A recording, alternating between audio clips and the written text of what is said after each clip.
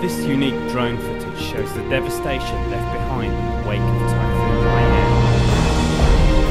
British photographer Lewis Wilde finished building a miniature helicopter only a week before the storm hit the Philippines on November 7th. The remote-controlled helicamera shows the remains of the in one of the hardest areas, where winds reach up to 200 miles per hour. In a telephone interview, Lewis explained,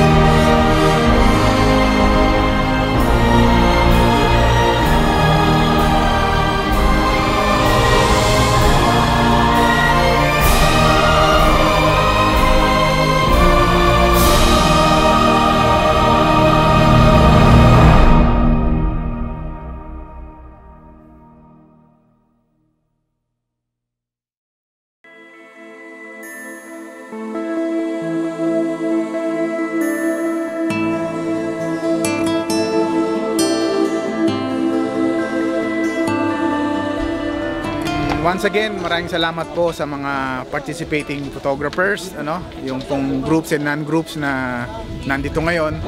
And then maraming salamat din po sa sponsor namin, yung Jollibee at ang Pepsi, Napakalaking tulong po nito. And then yung bawat presidente po ng kinatawan ng bawat grupo, ako po ay nagpapasalamat sa punang miyembro at officers ng camaraderie. Natutuwa po ako sa adhikain na tayo ay nagkaisa-isa. And then umaasa po ako na hindi po ito ang simula or wakas ng pagkakaroon ng pagkakabuklod ng bawat photographers dito. Umasa po kayo na kami po ay handang tumulong sa kahit ano po ng kakayanan na pwede naming magawa para po sa kapakanan ng mga kababayan natin na maaari pa namin tulungan sa future. And then ito na po ang simula ng pagkakaisa ng photographers dito sa Riyadh. Maraming salamat po ulit. Jericho Canlapan po ng Camaraderie. Okay, maraming salamat po sa organizer, So first time po nangyari to, ang Clicks of Hope, Sana po sa ganitong bagay marami kang matutulungan, pindot para sa pag-asa ng mga biktima ng Yolanda. So maraming salamat sa lahat ng organizer, lahat ng photography club dito sa Riyadh. So again, thank you po. Ako po si Nathaniel Amores ng Shutters Guild. Salamat po sa lahat ng sumuporta sa adhikain ng lahat ng photographers sa Saudi Arabia. First time pong ginawa namin to together with UMIP, with Camaraderie, RCA at iba pang mga grupo. Yung pong ibang grupo na hindi nakasali, ini-invite namin kayo, magkakaisa tayo. Hindi lang po ito, kundi ito po ang simula. Sana po magkakaisa tayo bilang Pilipino at marami pa tayong matutulungan at marami pa tayong magagawa bilang isang tunay na Pilipino photographer sa Saudi Arabia. Magaling!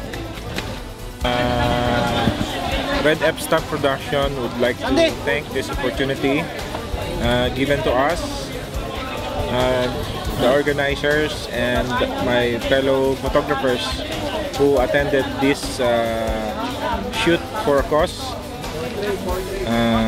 Thank you and good luck to all.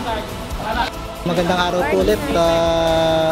Kami po ay lubos na nagpapasalamat at natutuwa na kahit pa paano ito pong proyektong ito ay